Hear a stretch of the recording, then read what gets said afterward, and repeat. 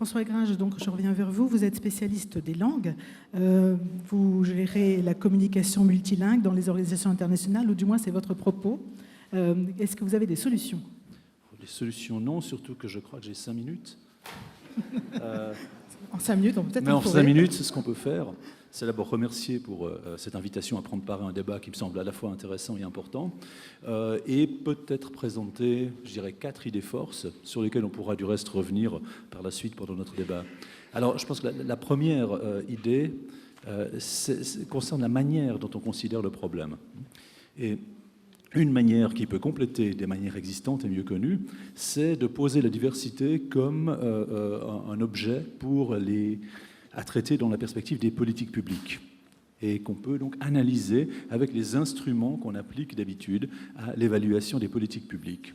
Alors, dès lors, le degré de plurilinguisme dans le fonctionnement d'une organisation internationale peut être abordé en termes de pesée du pour et du contre de différents scénarios.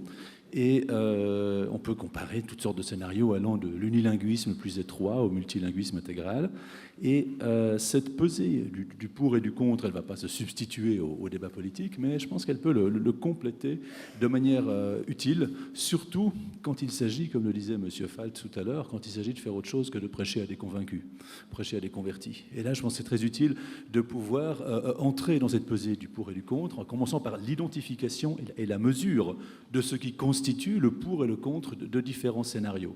Alors, ça aide à mieux tenir compte des différents tenants et aboutissants des choix qu'on fait ou qu'on peut envisager. Et par conséquent, je pense à faire des choix de manière plus réfléchie et peut-être aussi plus convaincante, de proposer aux autres des choix de manière plus convaincante. Ça amène à la deuxième idée. La deuxième idée, c'est qu'il existe, au fond, des critères qui permettent de comparer de façon systématique et de façon cohérente, en tout cas on l'espère, les différents scénarios possibles. Et c'est un ensemble de techniques qui sont ancrées dans cette spécialité qu'on appelle l'analyse de politique. Ça s'appuie effectivement sur le raisonnement économique. Ça permet de mettre en évidence des choses qui restent quelquefois dans l'ombre quand on se cantonne, comme c'est parfois le cas, à des approches juridiques ou éventuellement culturelles, pour ne pas dire culturalistes. Non que ces approches soient incorrectes ou inappropriées, mais je pense qu'on peut les compléter, que c'est stratégiquement utile. Alors ça amène à aborder un certain nombre de dimensions. Je vais les mentionner rapidement. Certaines l'ont été, du reste déjà ce matin. La première, c'est celle de l'efficience.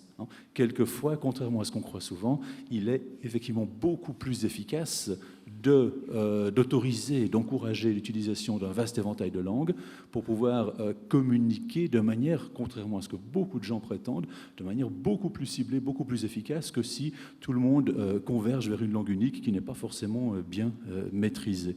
Donc c'est cette notion, je ne veux pas rentrer dans la distinction entre efficacité et efficience, qui est importante, mais qui ne serait pas indispensable ici. Simplement, ça permet effectivement de montrer que d'un point de vue simplement froidement économique, il est souvent beaucoup plus efficient de fonctionner en plusieurs langues que de fonctionner en une seule langue. Alors là, je pense qu'il y a un volant de réflexion sur lequel il faut insister. Un autre critère classique d'évaluation des politiques publiques, c'est celui de l'équité. L'équité qui renvoie non pas à l'usage intelligent des ressources limitées dont on dispose, mais à la répartition de ces ressources entre différents acteurs. Alors l'équité peut signifier l'égalité, il y a aussi une nuance qu'on peut creuser, mais ce qui est certain, c'est que le critère d'équité exclut les scénarios qui seraient profondément inégalitaires. Ça exclut en tout cas les scénarios qui autoriseraient la langue de quelques-uns tout en excluant les langues de la plupart. Une autre chose sur laquelle on peut insister pour tâcher de faire progresser non seulement notre réflexion, mais l'orientation de notre action en faveur du multilinguisme, c'est sur la nature des valeurs qu'on prend en compte. Et là, je tiens à rappeler que d'un point de vue économique, les grandeurs dont il est question ne se limitent pas à des considérations matérielles ou financières. Comme l'économie, c'est une pesée du pour et du contre, au fond, c'est rien d'autre qu'une aide à la décision. C'est une pesée du pour et du contre dans laquelle il faut tenir compte de l'intégralité des pour et des contre, y compris les pour et les contre qui ont un caractère symbolique.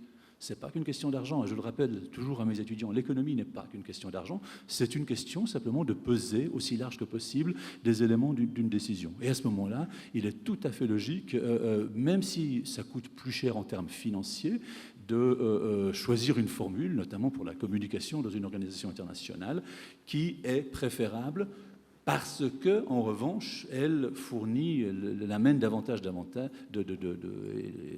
avantages en termes de qualité des rapports sociaux dans la réalité quotidienne du fonctionnement d'une organisation. Alors tout ceci, je pense, ça fait partie d'un calcul. J'emploie le mot calcul sans aucune honte, mais simplement c'est un calcul qu'il faut tâcher de faire de manière large et intelligente. Alors, ça permet d'éviter certaines erreurs, hein, parce que comme on les voit souvent, quelquefois dans les médias, on entend souvent dire, par exemple, « Ah, mais quelle grosse économie on pourrait réaliser si telle ou telle organisation ne fonctionnait qu'en anglais ».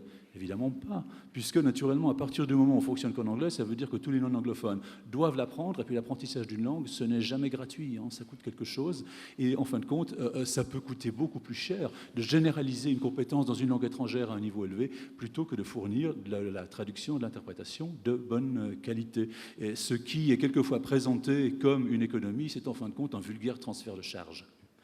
Troisième idée, attention aux idées reçues. Ça, vous savez qu'elle foisonne, notamment dans la presse. Hein, il y a beaucoup un de mes professeurs appelait ça les croyances extraordinairement obstinées. Je crois que ces croyances-là, il faut les désamorcer, y compris quelquefois les nôtres du reste. Hein.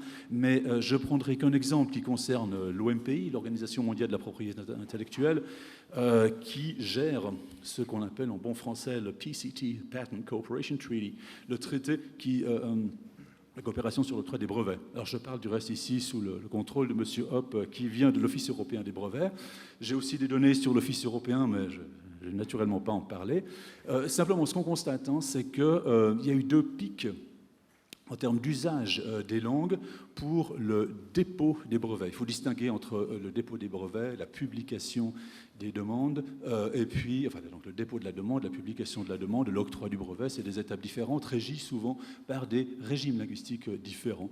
Mais il y a eu 2 pics en termes de pourcentage de la langue anglaise dans le total des demandes de dépôt, des dépôts de demande, pardonnez-moi. Je crois que c'était en 81 et puis à nouveau en 1996. Mais depuis 15 ans, la part de la langue anglaise est en déclin.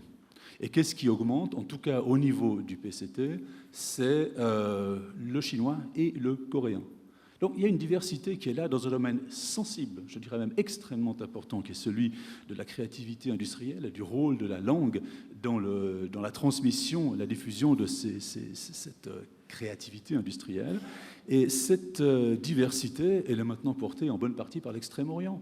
Bon, alors, c'est quand même étonnant qu'au niveau de la francophonie, par exemple, on ne soutienne pas ce mouvement. La part des dépôts en français, en tout cas à l'OMPI, a diminué. Alors, au niveau européen, la part du français se maintient assez bien. Je pense que monsieur pourra le confirmer. En tout cas, c'est ce que me disent les chiffres de votre base de données.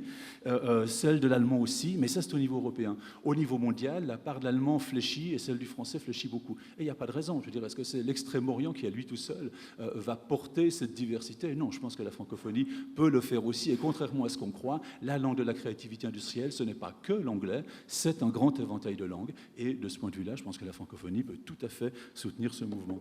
La dernière idée force sur laquelle il faut insister en gestion appelons ça gestion de la communication multilingue peut-être, c'est un point qui a été évoqué à maintes reprises déjà, c'est celui de la coordination internationale. Alors bon, c'est une banalité de dire qu'on est à l'époque de la mondialisation, mais je pense que ce qu'il faut rappeler, c'est qu'à ce moment-là, il faut un cadrage internationale de celle-ci. Alors il ne s'agit pas de démondialisation, ça j'y crois pas. Vous savez que c'est à la mode depuis quelque temps chez certains politiciens de parler de démondialisation. Non, je ne pense pas qu'on peut parler de ça. Enfin, je ne pense pas que ça soit pertinent. Ce qui est pertinent par contre, c'est de la cadrer très étroitement, exactement comme on tente ou on devrait le faire dans d'autres domaines, comme celui de l'environnement. En matière de pluralité des langues et des cultures, il faudrait le faire aussi. Et c'est, du point de vue de l'analyse économique, c'est nécessaire. Pourquoi? Parce que la langue est ce qu'on appelle un bien de réseau. Et précisément parce que c'est un bien de réseau, parce qu'elle a un caractère indivisible au fond, il faut la gérer collectivement. Il est impossible de mettre en œuvre, par conséquent, un cadrage des dimensions linguistiques et culturelles de la mondialisation en dehors d'une véritable coordination internationale. Et c'est pour ça que, comme on l'avait du reste évoqué il y a 2 semaines, ici même à Paris, lors du 50e anniversaire de la délégation générale du Québec, il nous faut sans doute, en matière de diversité linguistique, une gouvernance linguistique mondiale. Un petit peu dans la même logique que l'on a un Kyoto pour l'environnement, il nous faut quelque chose qui prolonge en termes de diversité linguistique et culturelle, ce même esprit, ce même type d'engagement, avec des objectifs explicites et mesurables. Et je pense que face à ces défis, la francophonie a une responsabilité particulière, un rôle important à jouer, d'abord en termes d'unité interne, et ça M. Falt l'a rappelé tout à l'heure, mais aussi de concert avec la lusophonie, l'hispanophonie, mais j'ajouterais aussi bien sûr de concert avec la germanophonie ou d'autres sphères linguistiques qui sont porteuses et partenaires de cette diversité. Et je pense que la francophonie doit s'engager dans ce domaine, qu'elle peut le faire du reste, elle en a les moyens, sur certains dossiers qui sont particulièrement sensibles. Je pense aux questions de langue dans l'enseignement et la recherche universitaire. C'est un dossier extrêmement important. Ça doit continuer à se faire dans un maximum de langues. Je ne pense pas qu'on peut admettre que ça ne se fasse que dans une langue, sous prétexte d'échange de communication ou souvent d'efficacité mal comprise. Dans le domaine aussi des langues de la production, de la consommation et de l'échange, et naturellement dans le cadre des organisations internationales. Je vous remercie de votre attention. Merci François Grain. Je vais poser une petite question un peu plus personnelle. Vous êtes président de la délégation de la langue française de Suisse romande. Quelle est la place aujourd'hui du français dans votre pays? Comment se porte le français? Et pensez-vous qu'il a un avenir? J'espère bien qu'il en a un, oui. Mis à part que c'est dans la Constitution. Non, le français en Suisse se porte relativement bien, mais simplement ça renvoie à d'autres enjeux qui sont non pas des enjeux, qu'est-ce qu'on va dire, de gestion de la communication multilingue, mais des enjeux de cohabitation, coopération et complémentarité mutuelle entre des sphères linguistiques différentes. Il y a peut-être une dimension spécifique à la Suisse qui peut présenter éventuellement un certain intérêt pour le débat que nous avons ici, c'est que pour moi, en tant que Suisse roman, francophone, l'allemand n'est donc pas ma langue maternelle du tout, je l'ai appris à l'école, je me débrouille en allemand, mais l'allemand fait partie de mon identité. Et je suis redevable de ça au fait que j'ai des concitoyens suisses alémaniques. De la même manière, je pense que ce qu'il m'offre, c'est un accès à la germanophonie que je n'aurais pas sinon. De la même manière, en tant que Suisse roman, et avec mes compatriotes également suisses romans, nous offrons à nos compatriotes alémaniques un accès un peu privilégié au monde francophone que des Allemands ou des Autrichiens n'ont pas. Donc, nous nous aidons mutuellement de cette manière-là, et peut-être que la réflexion que nous pouvons mener ici sur le pluralisme pourrait s'inspirer un tout petit peu, dans la mesure où c'est possible, de cet aspect de fourniture mutuelle de services. On se rend service les uns aux autres. Merci.